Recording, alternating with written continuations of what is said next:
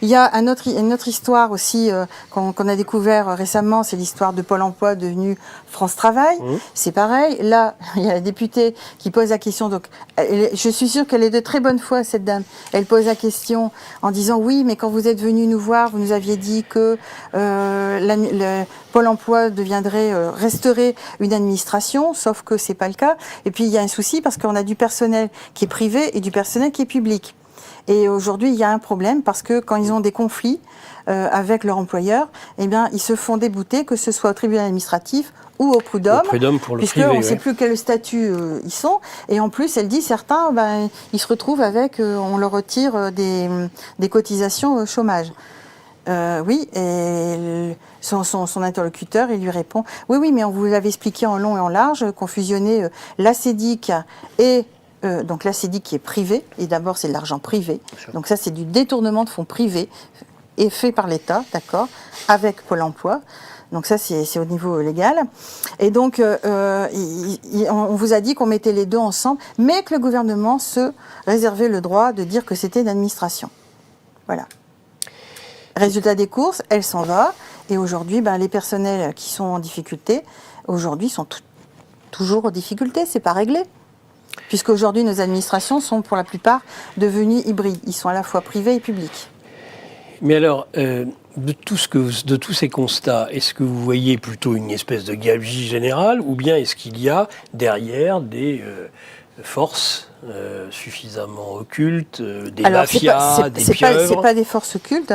On a découvert... Non, ils ont pignon sur rue. Oui, ils se gênent pas. Pourquoi voulez-vous qu'ils se gênent? Je veux dire, ils ont en face d'eux des personnes qui disent oui, bon. T'es ministre, tu m'as dit ça, c'est ok, donc j'accepte. Je veux dire, non, il fallait réagir, il fallait bouger. Enfin, moi, j'ai connu des politiques qui étaient quand même beaucoup plus mordants et que si on leur avait dit ça, je veux dire, ça aurait fait un énorme scandale. Et pourquoi c'est plus le cas? Parce qu'on a en face de nous des personnes qui ne sont pas à leur place. La politique, ça ne s'improvise pas. La politique, c'est un métier.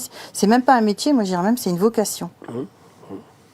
Donc on est curieux de ce qui se passe. Déjà, la première chose, c'est qu'on essaye déjà de lire la Constitution, parce que quand vous téléphonez à un député qui vous dit « Ah ben je peux pas vous recevoir parce que vous n'êtes pas de ma circonscription », ah oui, et tu sais pas qu'en tant que député, c'est national ton action? Ben non, voilà. Donc on met des cases, donc chacun fait sa petite loi, puis tout va bien. Et puis ça arrange bien ceux derrière qui tirent les ficelles, parce que comme ça, eux, ils font ce qu'ils ont à faire. Il ne vous a pas échappé que la souveraineté nationale, telle qu'on pouvait l'entendre, elle est remise en cause, et entre autres par des organismes internationaux. Il y a l'Europe, mais il y a aussi l'ONU, il y a l'ensemble de ces organisations multilatérales. L'ONU ne remet pas en cause la souveraineté des nationales, non. Et l'Union européenne non plus, ils l'ignorent. Mais ils ne la remettent pas en cause. Moi, j'ai trouvé aucun écrit où ils ont dit non, la souveraineté nationale, non, ça n'existe pas. Non. On n'en parle pas. Et puis, comme on a des politiques qui n'en parlent pas non plus, c'est très bien, comme ça, personne n'en parle. Voilà. Mais elle est là. Oui, elle devrait être un bouclier par rapport à tout ça. Mais aujourd'hui, c'est un bouclier. Ils sont très embêtés par rapport à ce qu'ils veulent faire, puisque l'objectif, quand même, c'est de retirer le droit de propriété, qui est un droit inaliénable. Je veux dire, ils veulent retirer le droit de résistance, qui est un droit inaliénable aussi. Oui. Je veux dire, le droit de liberté est inaliénable. Je veux dire, non, là, aujourd'hui, on est... Si je veux faire une caricature, on est face à une escroquerie mondiale, parce qu'on n'est pas le seul pays à se faire berner, nous, plus que les autres, parce qu'on a la possibilité de riposter. Et puis parce qu'on l'a plus ou moins inventé, le concept de souveraineté nationale, justement, d'État-nation. État-nation un peu. Non, puisqu'en 2005, les Français et les Hollandais ont été les deux à refuser de devenir un État fédéral. Oui, non, je dis, on l'a inventé il y a des siècles. C'est quelque chose, c'est un concept qui est apparu dans les temps et où la France y a joué un rôle important. Non, la France n'y a pas joué un rôle important puisque au niveau si vous parlez de la Société des Nations, ça a été, nous, ce qu'on a trouvé, une grande discussion. Ils voulaient bien, tout le monde voulait bien la Société des Nations, mais chacun voulait garder l'État souverain. Ça, c'est la SDN. Voilà. Après la Première Guerre mondiale. Voilà, chacun voulait garder la... Voilà. Maintenant, ce qu'il faut bien comprendre, c'est que jusqu'en 1958, la population, qu'elle soit française, qu'elle soit belge ou allemande, n'avait pas son mot à dire. Ça, c'est quelque chose qu'il faut quand même que beaucoup de personnes se rentrent dans le crâne. Avant 1958, la population n'avait qu'à se taire. Le dirigeant, il dirigeait, il prenait les décisions, point barre. La population n'avait strictement rien à dire. Elle suivait le mouvement. Voilà. En 1958, on a la souveraineté de la nation. Malheureusement, on n'a pas, les personnes qui l'ont mise en place n'ont pas eu le temps de nous expliquer comment on pouvait la défendre dans le cas où elle était attaquée. Et ceci dit, je pense que par rapport aux personnes qui ont mis en place cette constitution, cette souveraineté de la nation, ils étaient loin d'imaginer qu'on pouvait de nouveau avoir affaire à des collabos quand même. Encore. Ah bah oui, parce qu'aujourd'hui, il faut appeler les choses par leur nom. Hein.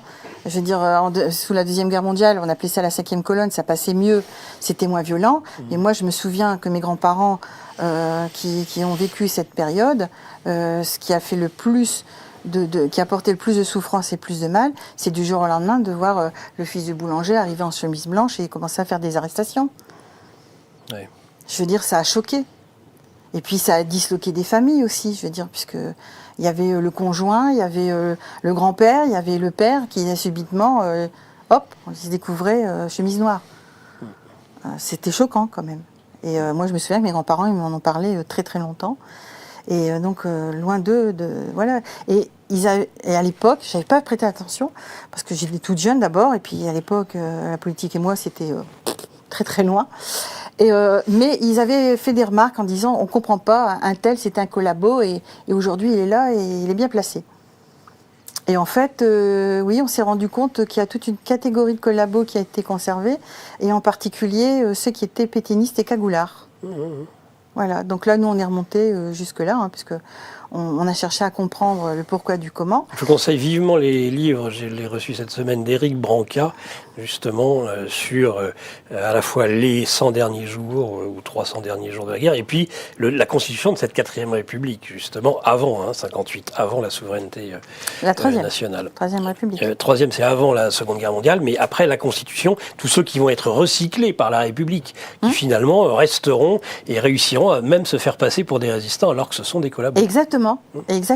Et le fait, c'est là que...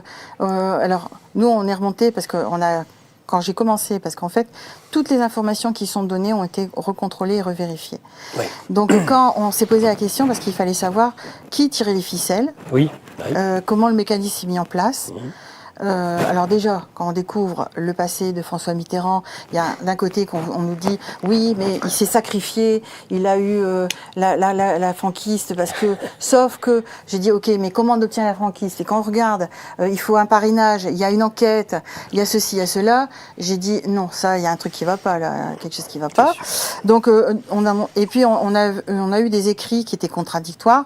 Donc on travaille avec plusieurs personnes qui sont archivistes et historiens. Et on est remonté carrément dans le cœur. Vous avez peut-être vu que cette semaine, un maire de Perpignan, a montré face à des manifestants justement une photo où on voyait Mitterrand avec le maréchal Pétain. Bah oui. Et oui, il y a des photos de telles choses. Et puis on les retrouve au niveau de la résistance. Voilà. Alors du coup, nous on est remonté là-dessus pour comprendre, et en fait on a découvert l'Orsan, l'organisme dit la Cagoule, et on a découvert également, c'est comme ça qu'on a découvert, parce que moi j'étais pas au courant, peut-être que vous l'êtes, que quand les Allemands sont arrivés en France en 1940, la première chose qu'ils ont fait, c'est d'emmener toutes nos archives, les archives des préfectures, des mairies, mais aussi ils avaient la liste d'archives qu'ils sont allés chercher chez des particuliers, et ils ont aussi emmené l'intégralité des archives de la franc-maçonnerie. Vous me l'apprenez.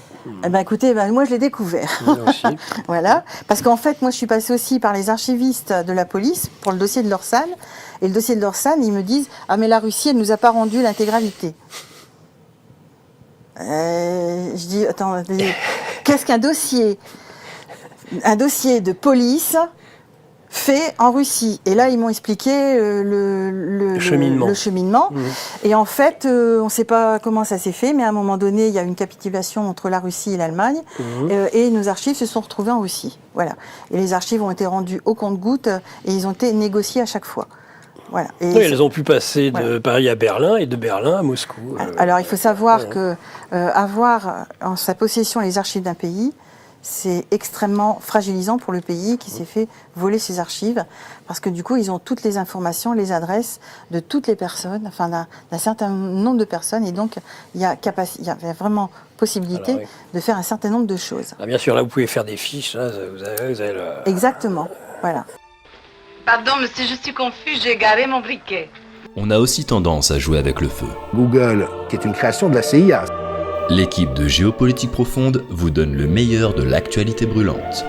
Mais en échange, on veut un geste de votre part. Merci de ce geste d'amour, on vous le rendra. Ravi.